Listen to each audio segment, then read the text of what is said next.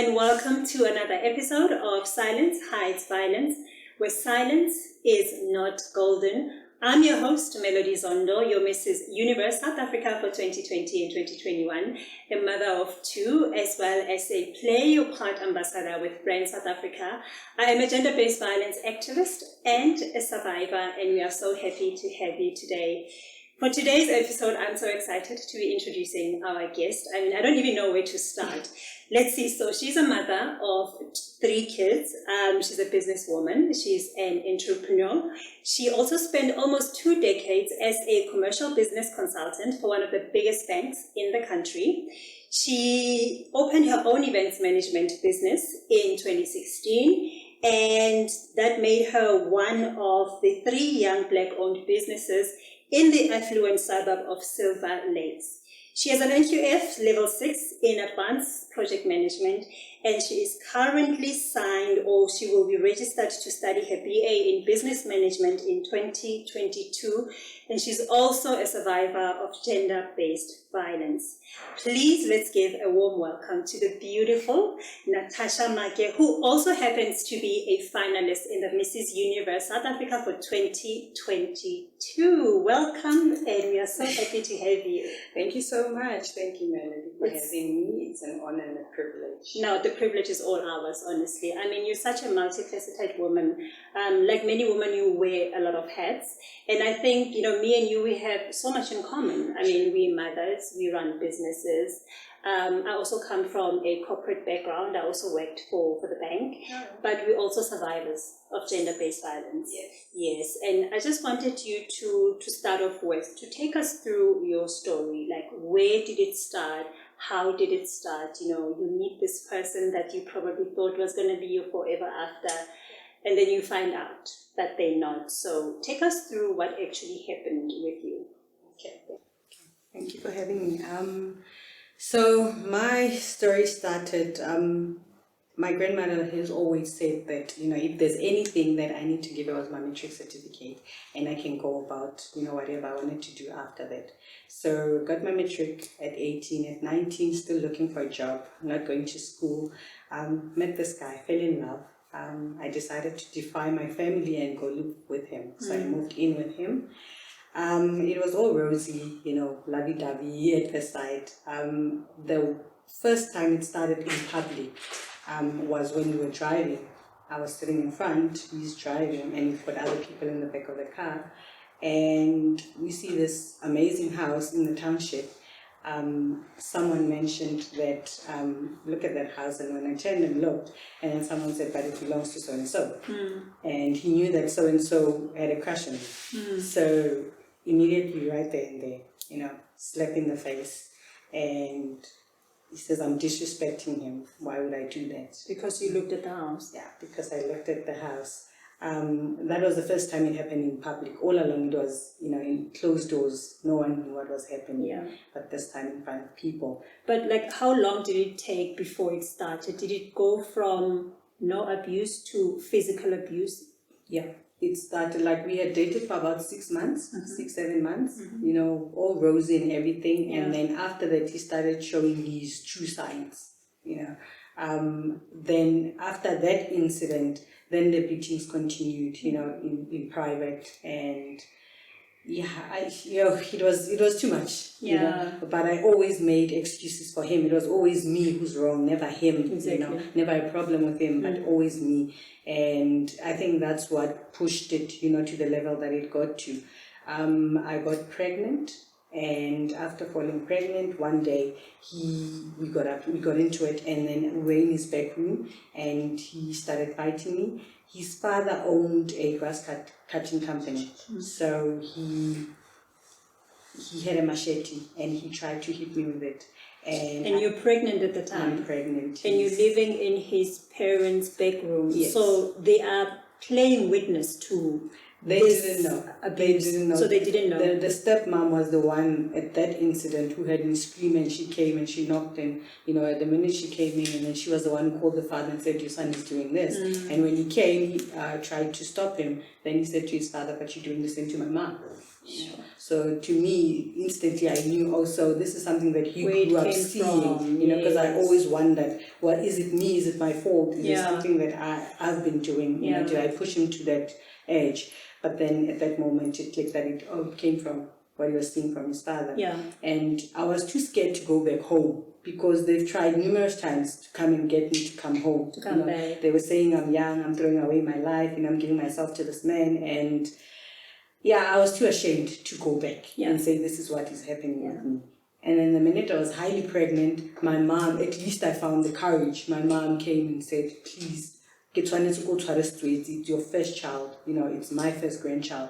And there I saw a window to run away. Kind of run away, yes, and at least I didn't have to explain my reason for coming home. Yeah, you were pregnant, so it was easy for you to go back home. Yes, and then before that there'd been another incident, when I was going to work, and we're driving, and I turn and I look on the side, the car that's coming from the side, the gentleman, he greets, and right then there he stopped the car and started kicking and punching and everything. I remember I was wearing a red jacket and a black pantsuit, and he hit me, and then afterwards, tidied myself up, drove to work.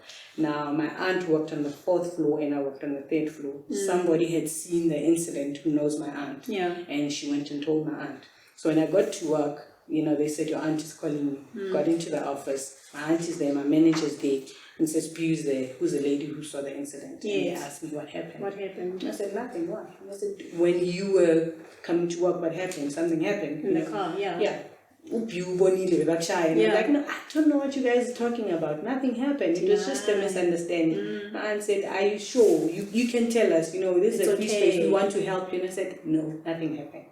And I went back to work, I worked nothing, and then it continued until to that time when I got pregnant. So I could escape and go back home. Then, the baby was born, everything, all hunky-dory. So I haven't seen him in 3 months. So after 3 months, he asked my mom, can she come visit with the baby? My mom said, no, the baby's still small. Yeah. Then we wait, and in 6 months, he says, no, now the baby's big, she can come back, and stay with me. My mom said, no, she can come back when the baby's like a year old, if she still wants to come. But for now, I need to help her. Yes. I'm happy to say, I'm no longer pushing to say, no, I want to go with him because I'm too scared, So now, child is 6 months, they say, no, come visit. And I'm like, okay, let me go. Maybe he's changed, because now I don't see that violence anymore. Anything. When he comes, he's sweet, same person that I met. Then I go visit. When we get there, he's like, okay, can you ask somebody to stay with the baby? And I'm like, no, let me go drop the baby at my aunt's. And he says, I want to take you out. You haven't been out in a long time. Since the baby's small. And I'm like, no, not today. And then a woman comes knocking at his bedroom, and then right there and there, I'm being packed and trapped like nobody's business. He moved me like I have to go home now, because I tried to fight that lady for coming. I'm like, so you've been cheating on me. And he still wanted you to come and visit him. Yeah, he's the one who said I must come. At night, he ships me off. Now, my mom was staying in Garankuwa. From Mamelodi to Garankuwa, it's a distance. So now, he must take me and the baby in the middle of the night because he needs to now accommodate this woman. And he's beating me all the way to Garankuwa. And we get home, my mom's asking me what's wrong. And I'm like, and where's the baby? Is the baby in the car with you guys? The baby's in the car. Oh, my word. He beat me in front of that lady, and it was nice, and she was looking. I was like, he's gonna do the same thing to you. Oh, my and she didn't believe. He's like, no, he loves me, and he takes me, he drops me off at home. He's different with me, I suppose. So in that 6 months, and then I stopped seeing him. And then 9 months down the line, when the baby's 9 months old, he comes and he apologizes. He didn't know what got to him, and I take him back, and and then he says, can we go out this weekend? I'll show you I've changed. And I'm like, okay, no problem, we can go. And then I leave the baby with my mom. We go to Mamelodi, to my grand's place. I leave the baby with my mom and my aunt, and I'm dressed, I'm excited. We're going out. The worst mistake of my life. But it helped me, that incident. So was that like the the incident that made it clear for you Yes. what you needed to do? Yes. Okay. That was the breaking point for me. Okay. So we get there, it's like a new pub that's opened in the township. Like my family, they knew a lot of people. So the owner, my aunt, knew. So he was a famous guy in the township. So we get there, people are greeting me. How are you? How are you? I'm scared to greet people. So, he's holding my hand. Yeah. We're passing and it's full, it's packed. There's no, when you're passing in a packed space, you have to, walk in a row, holding each other's hand. That's how we're passing. And then I'm with his cousin and him. When we came, I was the one driving his car. Yeah. So everybody was passengers because everybody drinks and I don't drink. Okay. So we get there and the first thing, I want to go to the bathroom. And the cousin's girlfriend also, she wants to go to the bathroom. We get to the bathroom. The queues are long. So now I'm starting to panic because I can see he's looking to see why you guys taking so long. And he's starting to get agitated. Yes. So I'm like, I don't want to pee anymore. Can we go back? Yes. Because you don't want to anger him. I don't want him to get upset. Yeah. Things are going so nice. Yes. And the cousin's girlfriend like, no, we have to come away. Tell him I'm drinking. You're not drinking. You're not drinking. So we wait there. I think it took like 30 minutes for us to get out of that bathroom situation. When we get back, he's hooked up with one of his exes.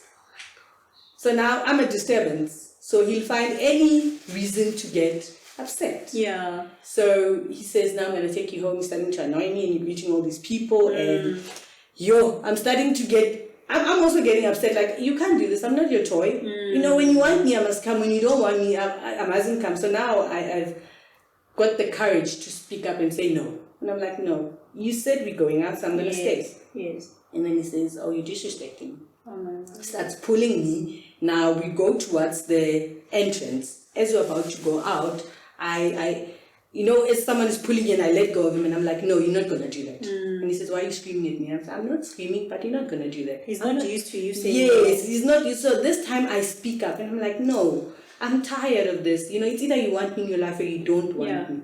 And he says, what do you mean? Oh, you see all these men, you think any of them is going to stand up for you.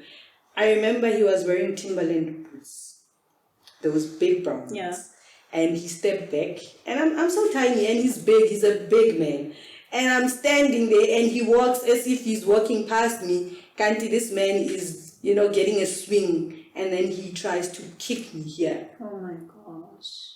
And as he kicks me, but he didn't kick me, with that much, oomph, because I had already started stepping back. Yeah. And the people come, now they're like, what's happening?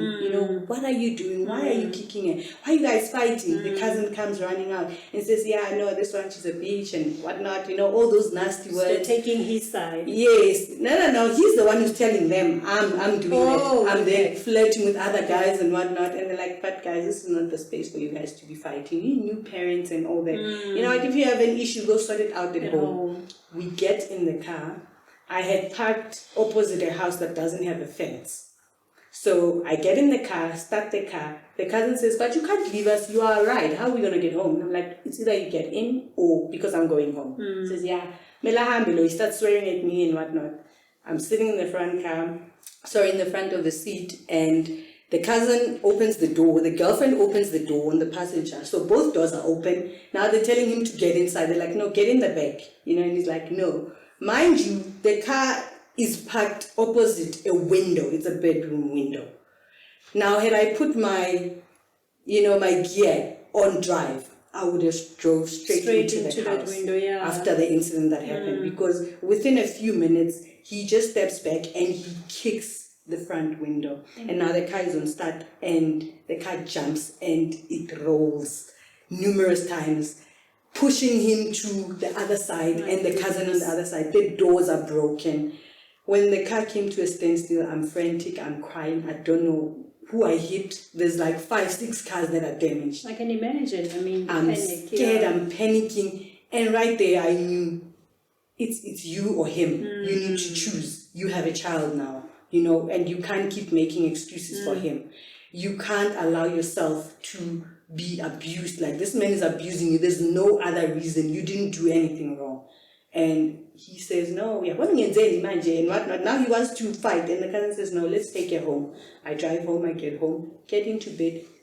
No word to anybody. Nothing happened. Like nothing happened. The next morning, one of the guys that the car I had damaged comes knocking. Says to my aunt, I need to speak to you. Shows them pictures. this is what happened last night. Yeah. Is your niece okay? Yeah. And she's like, yeah, she's okay, she's sleeping. And they wake me up, and they're like, they wake my mom up, and they're like, when's again? And I'm like, nothing. Yeah. They're like, you know, you have to stop with this nothing story. This Something denial. happened. You know, Yeah. someone is in hospital, cars are damaged. Yeah, There yeah. is no nothing. What happened? Yeah. And then the guy relays the story. He's like, woman, there's woman, there's woman. Yeah. And then they're like, no, my mom said, you know, I left your stepdad for abuse. And I told you, you can take anything in a relationship except abuse. Abuse. Is this man abusing you? And I said, yes. And she said, for how long? I said, it's been 2 years now. She said, why did you keep quiet? I said, because I love him. There was no other reason that I could give. I loved him. But I also think there's a lot of manipulation that goes with that. As much as we say we love them, I think it's more of manipulation because, like, your story is my story, exactly what happened to me. And there's so many things that I relate to, you know, to what happened to you. But I also know that there's no way you can love somebody that's treating you that way. So it has to be manipulation where you feel sorry for them. Because I know with me, I felt sorry for him, you know, and I blamed myself like you did. So it's more of, you know, the blaming yourself that we stay, you know. I really don't think it's love, if you ask me. Like, you know, when you come out of it, you kind of see things clearly and differently. Yeah. So tell me, how from that point now where you've decided this is the end, how were you able to rebuild yourself, get back on your feet, and how did he take it? He didn't take it well. He threatened me for a period of about a year.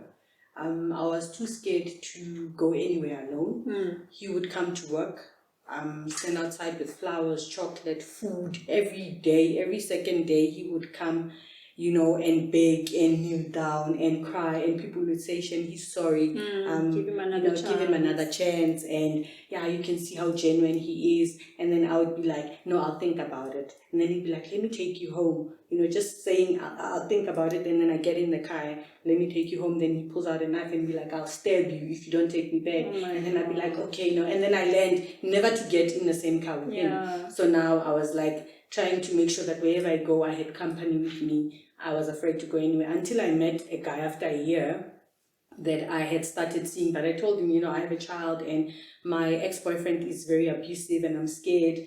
And it took that one guy.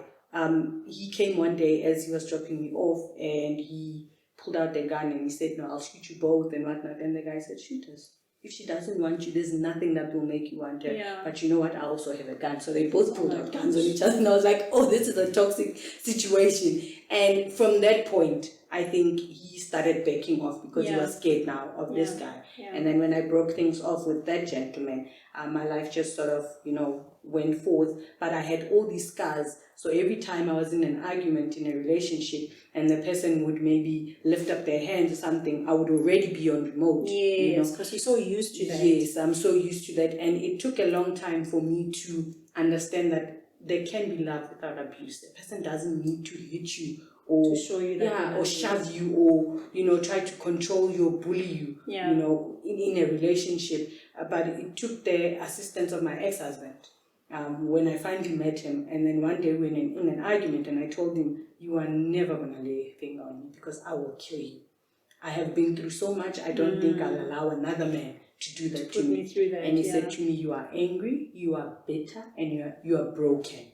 You need to fix that, otherwise this marriage is not going to last. He took me to therapy. So we went through therapy. So that was kind of where I started, you know, talking things and healing. Yeah, because I never even wanted to talk about it. Yeah. Somebody tried to talk about it. I'm like, no, not that topic. Yeah. No, I don't want to go there. Yes. But at least with therapy, I was able to slowly and gradually, you know, get rid of the anger and start rebuilding myself and seeing that I am something and I am worthy. Yes, you know? And I appreciated my ex-husband for going that extra mile and seeing that instead of saying, you know, this woman I'm working on. Too much baggage. Yes, at least he stayed and he said, you know what, this is what you need and I'm going to help you get it. So that's where I got my help from. Well, congratulations on that, and, you know, for having the courage to leave and rebuilding yourself. I think a lot of us, what we do is we have a tendency of carrying the stigma with us, and not feeling like we're worthy of being loved. True. So we just continue that cycle over and over and over again, and we carry it into, relationships that don't even deserve us carrying that baggage. So well done to you on that. Now, I just want to know, with you having a child with him, does the child know that he was abusive? I mean, like, how old is the child, and are they aware of what happened? She's 20. She's second year university. For a long time, I didn't tell her why we broke up. Okay. He's been an absent father, nonetheless, so it wasn't a difficult one for me. It made it easier, him being absent, that I don't get to see him and I don't need to explain why I don't want to be in the same space with him. So only now, when I started going through therapy in my marriage, that she was about 16, 17 when I had to sit down. And my ex-husband said, you need to tell her. Yeah. Because one day she's going to hear it from the street. You need to tell her. Yes. So that's when I had the conversation with her. She wasn't mature enough to understand. But slowly, as she's becoming a young woman, she's starting to understand. And to a certain degree, I think I told her I don't want that to be a stumbling block when you have to. She's not dating. She's 20. She doesn't want to date. Yes. And I told her, please don't let my experiences be your experiences. I'm only telling you that so that when you see the signs, don't let yourself fall for a man who's going to abuse you or hit you or do this. But more than, you welcome, date, experience what love is. Love is beautiful, But I'm afraid that my scars somehow are impacting her. And as a result, now because she's an older woman, she chooses not to have a relationship with him. And she asked me, why have you not had him arrested after he did this? And I was like, because at the time I thought I was also to blame. So I didn't see the point, and I don't see the point of punishing him now, years later. I can only pray that he changes and he becomes a different person. Sure, that's amazing. Now, in your opinion, and I'm asking this as a survivor myself, what do you think is the biggest misconception that society has when it comes to abuse? I think for me, it's definitely that you can just, like, walking away from the relationship means you're okay. You should be able to just rebuild and be fine. They don't understand that it takes so much healing, and it's a decision that you have to make consciously and intentionally so that you are able to heal and be at your best version. So in your opinion, what do you think is the biggest misconception that society has when it comes to gender-based violence pertaining specifically to, people that are being abused, to victims? I think I can echo the fact that people think that it's just an easy step, just walk away.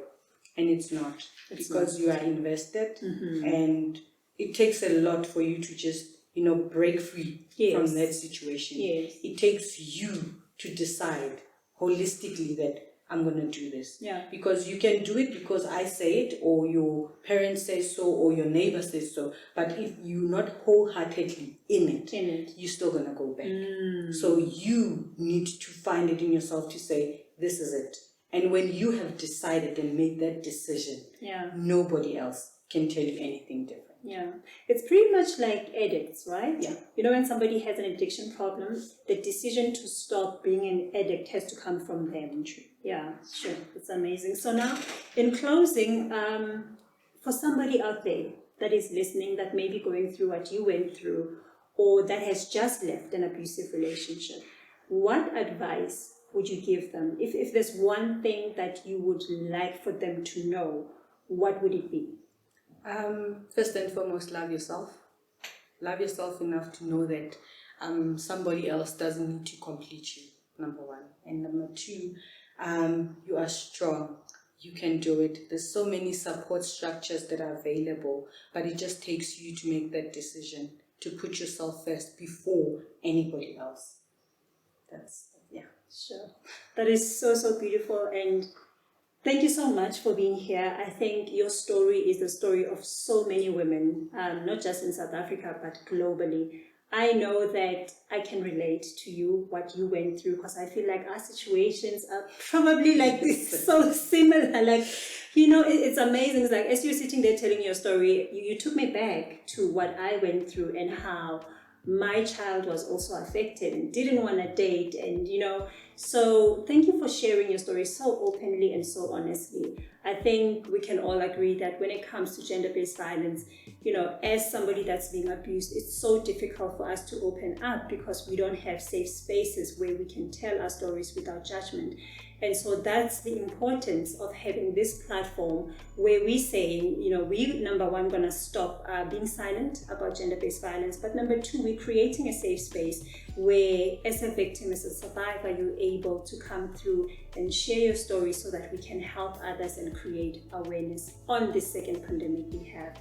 Natacia, thank you so much for coming through, and we wish you all the best with Mrs. Universe South Africa, your journey. Thank you. We will be following your journey to see, where it takes you, but also for creating awareness, and playing your part in stopping gender-based violence. We all know that it is an issue that we have as South Africa and globally. And so, for you just being able to, break away from that stigma, it really, really is. It's a huge step. And we are so privileged to have you, and we honor you for that. And we can't wait to see what the future has in store for you. Thank you for having me. Thank you. Thank you for watching, everybody at home. This has been Silence Hides Violence. Remember to follow us on all social media platforms, that is on Instagram as well as on YouTube. And thank you for watching. And if you'd like to connect with us, please do so on all our social media platforms. It has been a pleasure, and we will catch you on the next episode.